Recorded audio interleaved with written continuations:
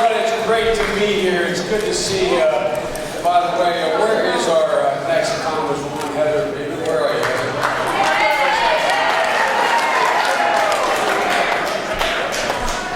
Hey, Heather, how are you?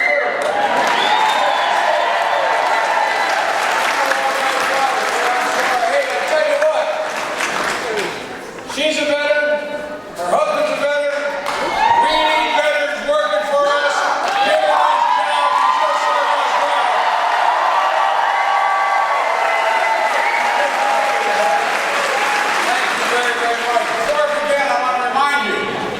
You probably don't have to be reminded of that Floridians can vote, and you can vote now, even before early voting starts on the 27th. Just head to your county supervisor election and ask for an absentee ballot. In most cases, you can fill it out there. You can vote then, get it done, and get us on the road to winning early.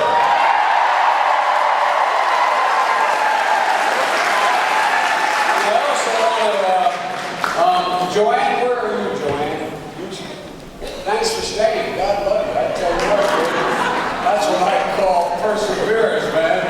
Thank you so much, man. I appreciate it. Look, folks, now we've had 3 debates. 2 with the governor and 1 with Congressman Ryan. And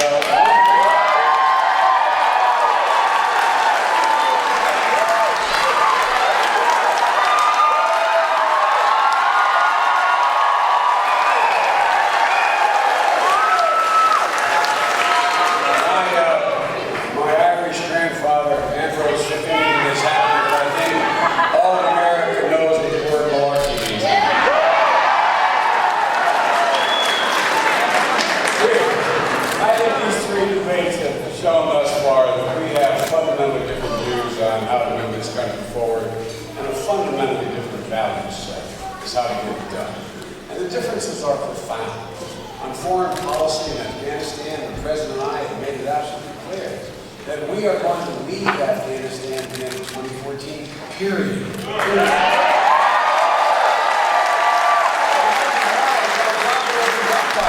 already trained up 315,000 Afghan military. It's time for them to take responsibility for one country, and they're doing it. Congressman Ryan and Governor Romney made it very clear that they're in stay. They say maybe we can leave at the end of 2014. Maybe. It all depends. Depends on conditions. Well, ladies and gentlemen, I've never met 2 fellows running for office that more depends. And who they're talking to, when they're saying it, where they are, what month of the year it is. It all depends. It all depends. Ladies and gentlemen, the American people are looking to depend on a president who says what he means and means what he says.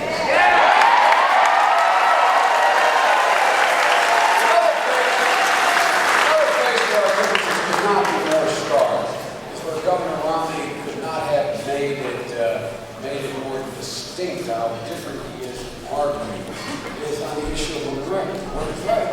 Now look, Barack Obama and I, we have made it clear from the day we took office, even before we took office, that we have one overarching goal when it comes to women's rights and women's issues. We are positively committed, and I mean this sincerely. We are positively committed to making sure that our daughters, his and mine, my granddaughters, have every single opportunity my sons have.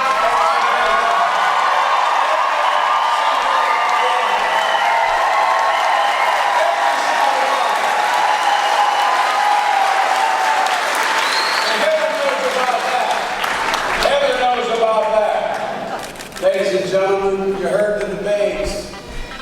It was made very clear that they don't believe the woman has the right to control her body.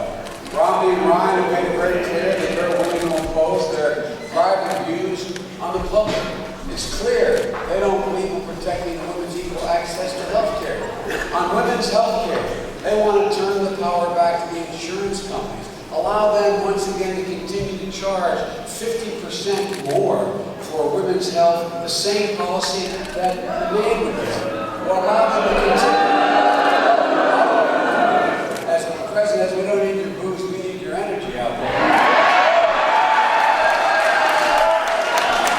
A lot of people don't know this. But right now we've changed the law. But they want to move it back so that once again, pregnancy they can list as a pre-existing condition.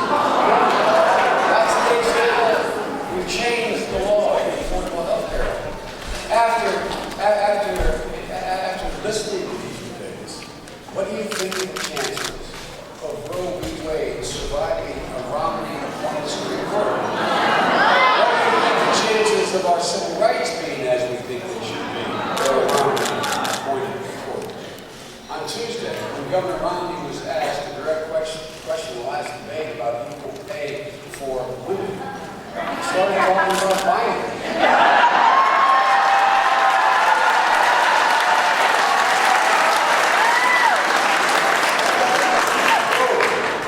Binary's full of qualified women, and he learned we're out there. He never did answer the question, by the way.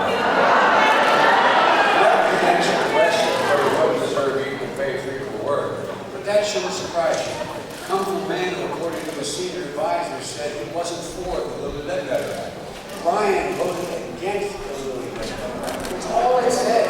All Lilly Ledbetter said was, if a woman finds out she's been treated wrongly, cheated in terms of her salary and benefits at work, that she's able to sue from the moment she finds out. That's all it said.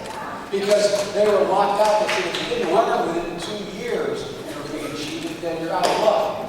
But we changed the law. It's a big deal for women, but it's not a big deal in terms of equal pay. But it's an important way, and the children even support that. Talk about being out of touch. Look, I gotta say, it's a lot more than a Swiss bank account. It's a lot more than his accounts in the Grand Cayman Islands. It's about being out of touch. He's out of touch with where I think this country is, where we move. And now they're even abandoning the core organizing principle of this new Republican Party. This is not your father's Republican Party. I'm not being this quiet about it. This is not the Republican Party of 10 years ago. It's not the Republican Party of 20 years ago. This is not even Mitt Romney's father's Republican Party. This is an alliance between the right of the Republican Party and the Tea Party. People I saw coming in here, I saw 4 or 5 of them.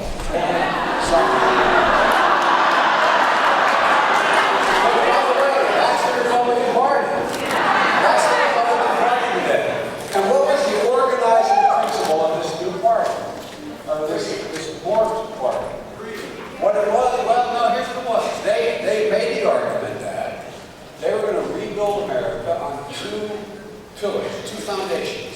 One, additional significant tax cuts to very wealthy. And 2, radically cutting the federal budget, entitlement programs, education, and the rest. They were straightforward about it. That was the organizing principle. But all of a sudden, Romney claims he doesn't have a $5 trillion tax cut. Where did he go?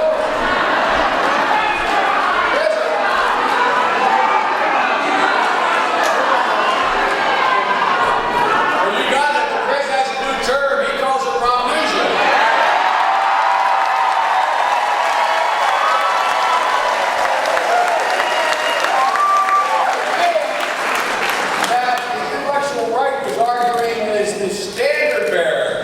For talking straight about the need to make significant cuts.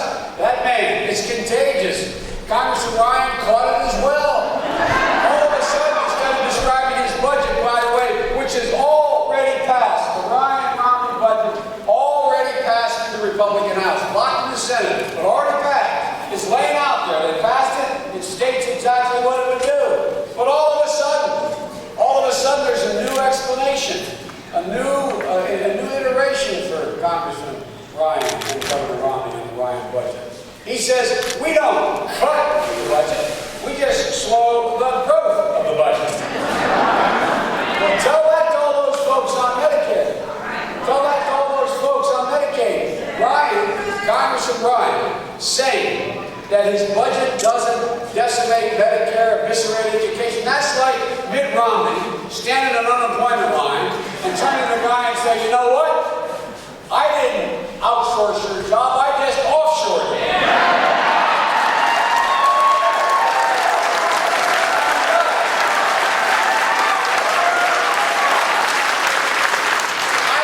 I've been talking about the outsourcing policy of Romney, not only as the head of Bain, where the Washington Post said he was a pioneer in outsourcing. You know what this fellow did? When he was governor of Massachusetts, he actually, I'm not making this up, if it weren't so serious, it'd be funny. He actually outsourced the Massachusetts State Call Service, where you would pick up the phone and dial a number, call and say, am I entitled to job benefits because I'm unemployed? And you got someone in Asia answering the phone. Imagine the guy's calling saying, I need unemployment work, and why don't I have your job? They had to outsource that, literally outsource it. So, when I start talking about outsourcing, they corrected me, his spokesperson. The spokesperson went on the air and said, well, the problem with Vice President Biden, he doesn't understand the difference between outsourcing and offshoring. Tell that to the single woman trying to struggle to keep a job. Tell that to the family trying to keep a job. Look, the president said the day after the Romney debate that Governor Romney was awful sketchy. Now look, it's not my position to take issue with the president. I'm going to correct him here. Romney wasn't sketchy, he was etch-a-sketchy.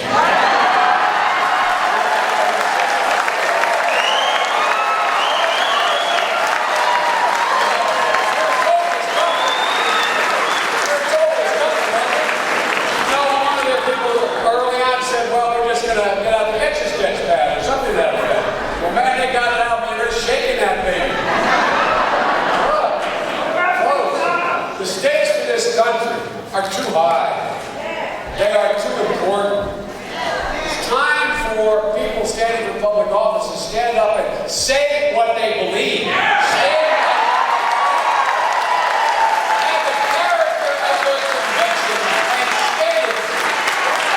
Presidential elections are about character and the character of your convictions.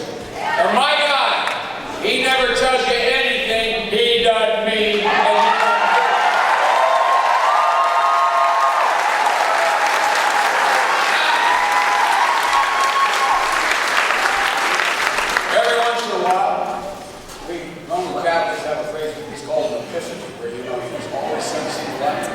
Well, guess what? Governor Romney and Congress of Mine has seen around the time of the convention, they had an epiphany. They discovered the middle class. There is a middle class. It's amazing, isn't it? You heard it, at least I hardly heard them talk about it the previous year. But all of a sudden they looked out there at that convention and they started talking to American people and they said, we're for the middle class.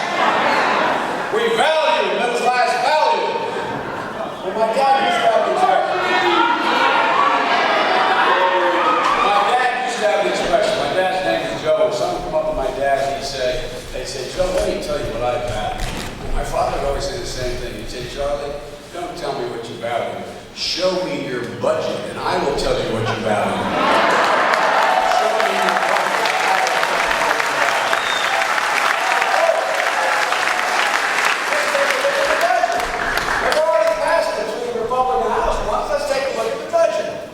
Taxes. Governor Romney wants to maintain the Bush tax cuts for the wealthy. Now, I want to put this in perspective because most of you, I know as a matter of principle you think that's not fair, especially when they're holding up the middle class tax cut being made from them. I know you know that, but I want to give you a few numbers. And since there's a lot of press here, national press here, you'll find no one will correct us. Of that continuation of that top tax cut, that cost $1 trillion over the next 10 years. Okay? Not paid for. But anyway, $1 trillion.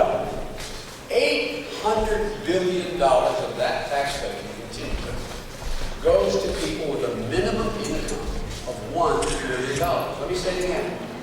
They're prepared and insisting on, rather than let you have your tax cut made permanent in the middle class, they say unless you continue the whole tax cut, $800 billion of which will go to people making a minimum of $1 million. We're not going to allow any tax cut. Then they said, within that $1 trillion, $500 billion, to show you how to touch that, goes to 120,000 families making an average income of $8 million. That's a fact. But think about how profound that is. We're talking about a deficit. We're talking about, they're talking about the need to eviscerate Medicare, Medicaid. And yet they are insisting on 120,000 families keeping a tax cut that is worth $500 billion. Ladies and gentlemen, this is just not right. I tell you, by the way, I come from a lovely little state of Delaware.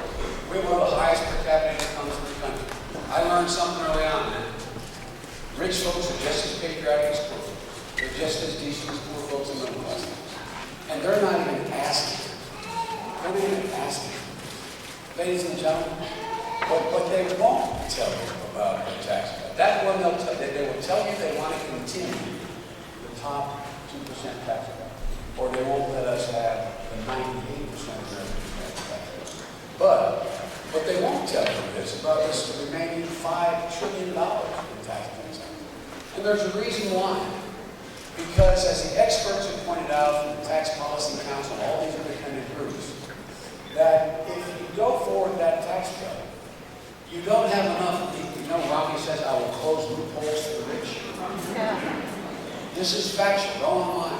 There aren't enough loopholes. No, for real. There are not enough loopholes for the wealthy. The only thing, and when Romney and Ryan were asked, Ryan asked by me, and Governor Romney asked by the moderator, name me one loophole you would close, Governor. Can't name one. There's only one loophole they've said they won't close. It's the biggest loophole. It's the loophole that allows Romney to pay 14% on $20 million a year. So I just want to just factual. It is not possible. That's why all these outside groups point out the cost to the average middle-class family with a child, the cost of their taxes will go up $2,000 a year. I'm not making this up. This is an independent outfit. That's how these guys view things. And on Medicare, he says this is about what they value. He says straightforwardly that they're going to put down, not quite straightforward. He said they're going to turn it into a voucher. Well, they call it a premium support. Again, all the outside groups, all of them pointed out, including the AARP, what that's going to do is going to clobber people on Medicare. Ladies and gentlemen, the way it works is you get a coupon, effectively a coupon in the mail worth X amount of dollars. Everybody on their plan will be off, everybody 55 or younger will be off Medicare. And you could buy back in if you wanted to. The first plan they introduced and passed in the Republican House, the Congressional Budget Office, everyone agrees to as the referee, they pointed out that would require seniors to take $6,400 a year out of their pocket to keep the same benefits they have now. I'm not making this up. They voted for it, and Romney said he would have signed it were he president. When the House of Cards fell in on them, they said, we got a new plan. Now, the new plan is a voucher system they call premium support. But the problem here is, the new plan, every single study points out, over the lifetime of someone on Medicare, if you are 55, you kick in for 55-year-olds when they can become eligible, it'd be tens of thousands of dollars more over the life of the program. The bottom line, folks, is they're going to eviscerate Medicare. It no longer will be a guaranteed program. Medicaid, they cut in the budget they've already passed $800 billion over the next 10 years out of Medicaid. Means we send that less money to the states. And guess what? That means 19 million people are knocked off of Medicaid, including 1 million seniors who the middle class and the working class rely on to be able to get yourself to the point where you're able to be in a nursing home. An awful lot of middle-class folks in nursing homes are there only because of the existence of Medicaid. They've had to spend everything they have. They decimate education. They eliminate help for middle-class families who want to send their kids to college, like that beautiful baby over there. I don't blame her for crying.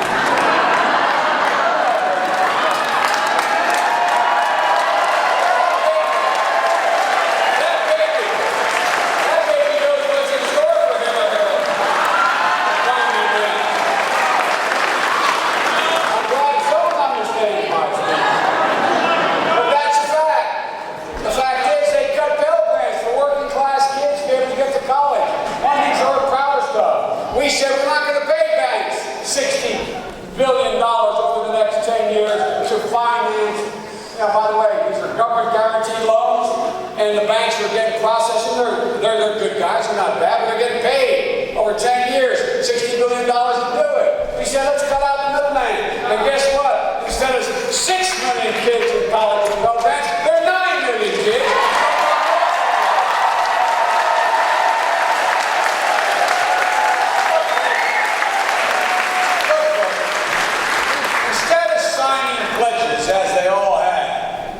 To a guy named Grover Norquist. It's kind of amazing you'd mortgage your vice presidency and presidency by signing a pledge to a single guy. But Grover Norquist, the pledge is they will not do anything other than continue to cut taxes for the very wealthy. Instead of signing that pledge, they should be signing a pledge to you.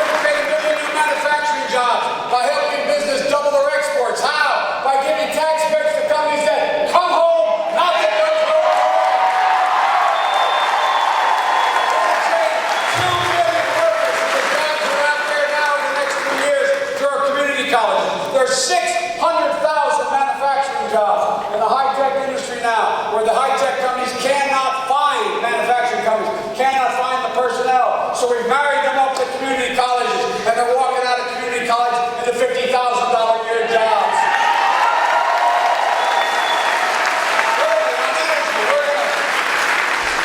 We're going to cut our oil imports in half and produce more American-made oil. More American-made energy, oil, clean coal, natural gas, renewable resources, and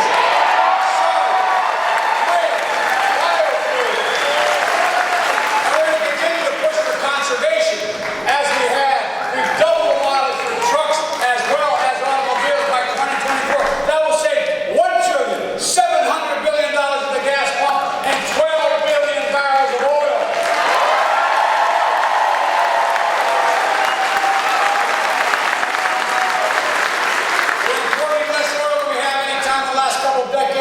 Producing more oil and gas than we have energy any time in the last 14 years. Ladies and gentlemen, on taxes, it's outrageous the way it is now. The way we're going to grow this economy is not from the top down. We've tried that before. It's from the middle out, which always works.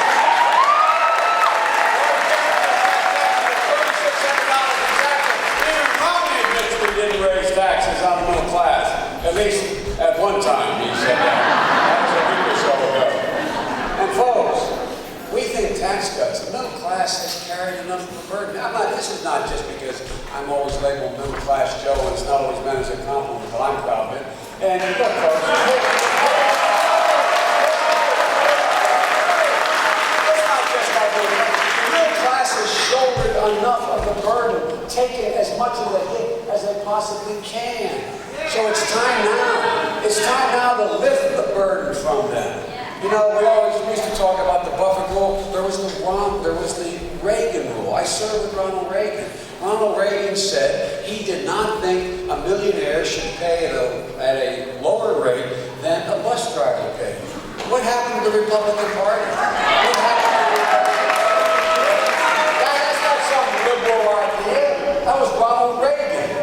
Ladies and gentlemen, we've cut taxes for small business 18 times, and we are going to keep the tax credits for education, continuing the child care tax credit. You know, all these folks are working to get a child care tax credit. You've got to be working. That's the whole idea. Help people work. Help people invest in their life. And I promise you, we're going to make permanent the middle class tax cut, no matter what they try to do. Ladies and gentlemen, we're going to reduce the deficit. We've already cut the deficit over the next 10 years by over $1 trillion. We can cut it by $4 trillion, and we laid out a plan. Why are they not moving forward? Remember when Romney was asked in the first debate, Governor, if it required any new revenue, even a penny, would you be for reducing the debt, a debt deal that required that? He said no. Ladies and gentlemen, every single solitary serious person who said we've got to get the debt under control, every one of them has pointed out, it's time for the wealthy to pay a little bit more. You can't get there without that. And just as we did in Iraq, we will end the war in Afghanistan.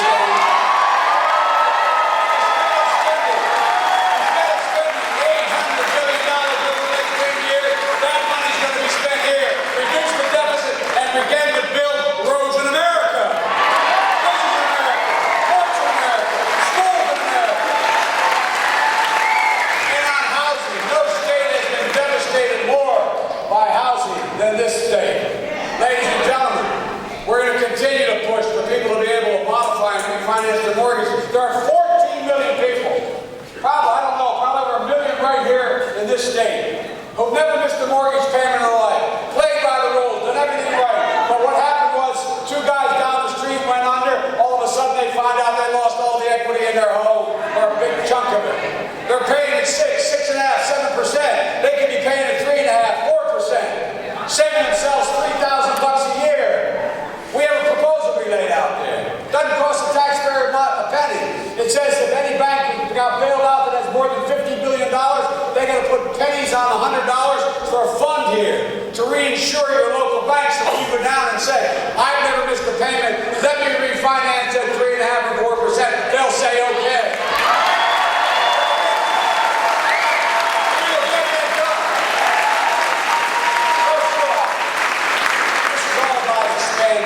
Class. That is about giving people a way up. So many hard-working folks trying to climb into the middle class, and so many hard-working folks have been banged out of the middle class. But as my dad used to say, it's a lot more. It's a lot more. When my dad had to leave Scranton for a year to go down to Wilmington to get set up, get a new job, so to bring the family down, and things would be okay. I'll never forget that my kids, my siblings, this rings in our ears. From that point on, my dad used to say every time something about a job would come up, he'd say, honey, a job is about a lot more than paycheck. It's about your dignity. It's about your sense of self-worth. It's about your respect. It's mainly, if you're a parent, about being able to turn and look your child in the eye and say with confidence, honey, it's going to be okay. It's going to be so many middle-class people and working-class people decimated, not only in the loss of the job, but financially, but the psychological impact. They've been stripped of their dignity. And this is all about, I promise you, in our private conversations, this is all about restoring that sense of dignity to the people who lost it. Be able to say, Barack and I have an expression among the two of us, senior staff in this thing. We're not going to rest until every parent can turn to their child and say with a degree of confidence, honey, it's going to be okay. Because that's the reason why we have to grow the middle class. It's about giving people and families peace of mind. They've been crushed by this great recession. Ryan and Romney's plan is all about the same old thing. What did Romney he say the first thing he'd do as president? He said he'd get rid of the new regulations on Wall Street and the banks. Let Wall Street go back to being a casino, and he'd let the bank, my words, not his, and let the banks go back to regular law. Ladies and gentlemen, the other piece of the Romney proposal, Ryan proposal, is this continued and expanded massive tax cuts, over $2 trillion in tax cuts to people making more than $1 million beyond the present tax. Ladies and gentlemen, folks, we've seen that movie before. We know how it ends. The last time it ended in a catastrophe, you lost 9 million jobs, $16 trillion in wealth. You've seen this. That equity you had in your home, you thought you were going to be able to use for your retirement, you saw it evaporate. And all of you were not seeing, you saw the exact same thing. A lot of you are planning on being able to borrow against that to send your kids to college, being able to take care of things. In your pensions, your 401ks. The result was the Great Recession of 2008. But ladies and gentlemen, as I said, we've seen that movie before, and we are not going back.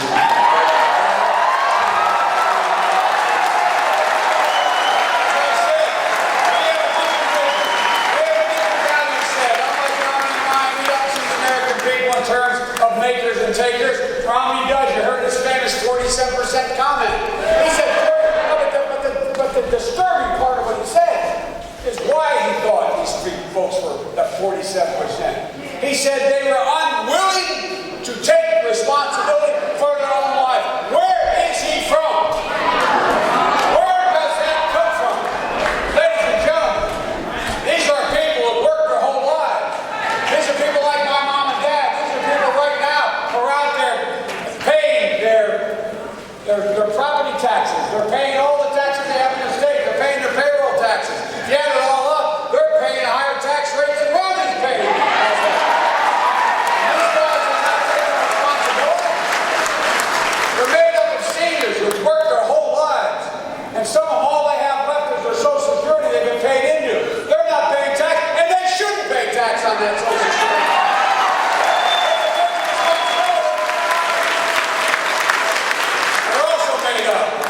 Disabled veterans are made up of those 68,000 warriors that right as we speak are marching in those mountains and those god-awful plains of Afghanistan to protect their country. And guess what? They're not paying any taxes on their salary, and they shouldn't pay any taxes.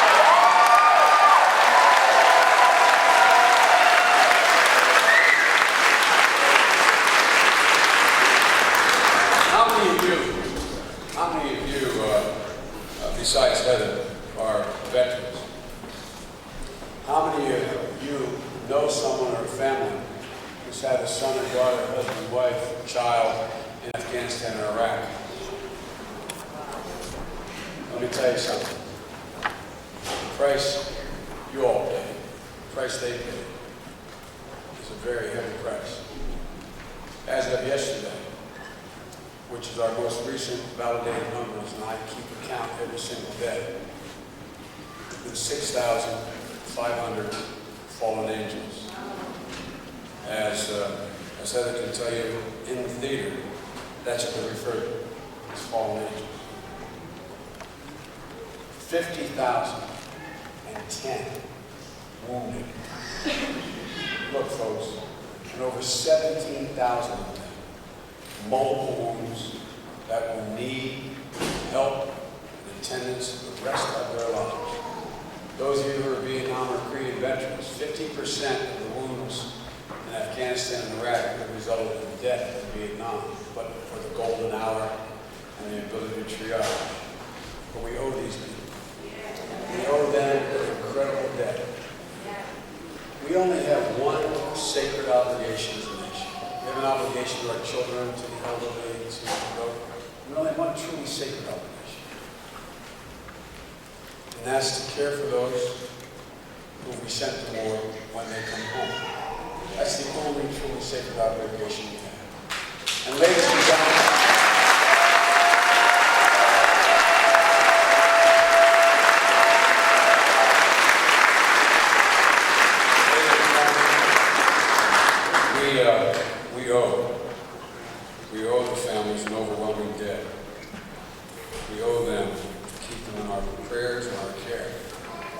And ladies and gentlemen, these folks are the spine of America. They're the spine of America. And you know, the American people are so much better, so much stronger, take so much more responsibility. And these guys get them credit for it. I've never seen two candidates for the highest office in the land who are more negative about the state of the country, the prospects for our future, or the grit of the American people. All their talk about the culture of dependency, America's in decline. So I said, I honest to God don't recognize the country they're talking about. America is better positioned than any nation in the world to lead the 21st century. America is coming back. 31 straight months of private sector growth, 5.2 million jobs. Instead of